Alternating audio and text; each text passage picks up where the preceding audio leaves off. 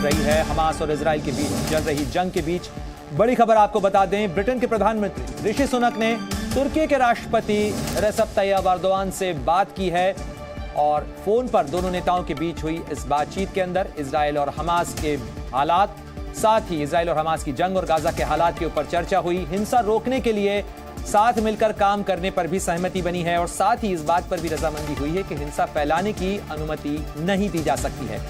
NATO के दोनों सदस्य देश हैं यानी ब्रिटेन और तुर्की, और दोनों देशों के अहम नेताओं के बीच में यह बातचीत हुई है। मेरे सहयोगी कृष्णमोहन मिश्रा लगातार हमारे साथ जुड़े हुए हैं। कृष्णमोहन, जहां एक तरफ अंतर्राष्ट्रीय कूटनीति सक्रिय है, कोशिश की जा रही कि किसी तरीके से इस जंग की आग को बुझाया जा सके, इसे रोका जा सके, लेकिन फिलहाल किसी तरीके के समझौते का रास्ता निकलता नजर नहीं आ रहा है।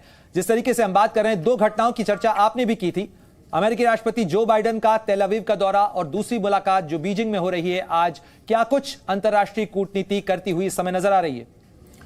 देखिए, तीन महत्वपूर्ण बातें हैं इंटरनेशनल डिप्लोमेसी को लेके। एक तो पुतिन का शी जिनपिंग से मुलाकात करने के लिए जाना, दूसरा बाइडन कल इजराइल पहुंच जाएंगे, अभी ये चीज़ कंफर्म हो चुकी।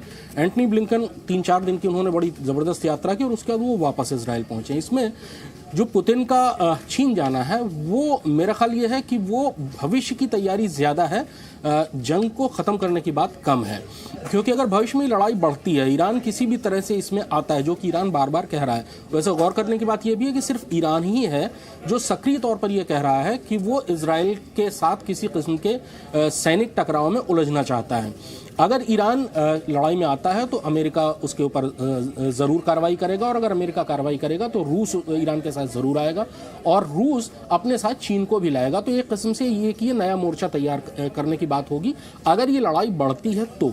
कृष्णमोहन, जिन संभावनाओं या आशंकाओं का जिक्र आप कर रहे हैं, ये बेहद खतरनाक तस्वीर बताती हैं। भारत के लिहाज से अगर बात की जाए तो भारत की कूटनीति, भारत की आर्थिक चिंताओं के लिहाज से ये जंग कितनी महत्वपूर्ण, कितनी खतरनाक हो सकती है?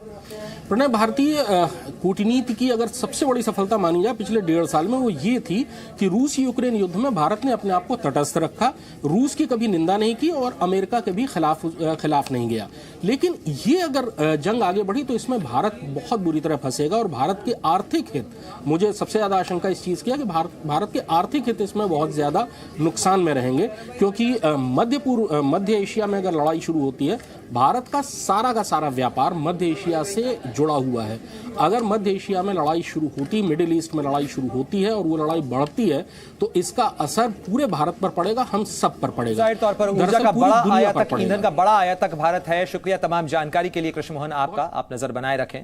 और चलिए आगे बढ़ते हैं और बात करते हैं इजरायली सेना के प्रवक्ता की तरफ से आए ताजा बयान की, जिसमें कहा गया है कि राष्ट्रपति जो बाइडेन की यात्रा से गाजा में जमीनी ऑपरेशन में देरी नहीं होगी।